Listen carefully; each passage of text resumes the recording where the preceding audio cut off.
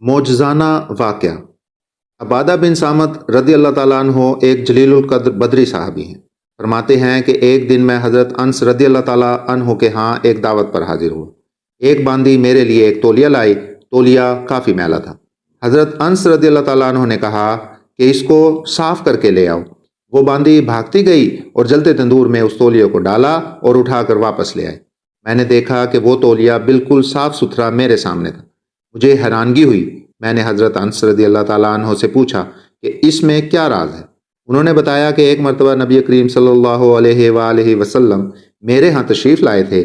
میں نے آپ صلی اللہ علیہ وآلہ وسلم کے ہاتھ مبارک دھلوائے اور آپ صلی اللہ علیہ وآلہ وسلم کے ہاتھ خشک کرنے کے لیے یہ تولیہ پیش کیا، جس سے آپ صلی اللہ علیہ وسلم نے اپنے ہاتھ مبارک خشک کیے۔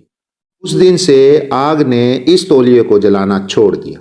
جب یہ میلا ہو جاتا ہے تو ہم اسے آگ میں ڈالتے ہیں، آگ اس میل کو کھا لیتی ہے، صاف تولیہ ہم آگ سے باہر نکال لیتے ہیں۔ سیدہ فاطمۃ الزہرا رضی اللہ تعالی عنہا نے روٹیاں لگائیں۔ نبی علیہ الصلاۃ والسلام نے بھی ایک دو بنا کر دی۔ کافی دیر کے بعد جب سب لگ گئیں تو حیران ہوئی کہ اس میں سے ایک دو پک ہی نہیں رہی۔ اسی طرح آٹے کا آٹا موجود ہے۔ نبی کریم صلی اللہ علیہ وآلہ وسلم نے پوچھا، بیٹا کیا ہوا؟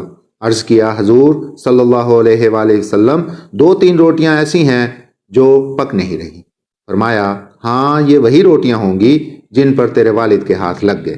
اب آگ اس آٹے پر اثر نہیں کر سکتی۔ تو نبی علیہ السلام جس چیز کو چھو لیتے تھے اس پر یوں اثرات ہو جاتے تھے۔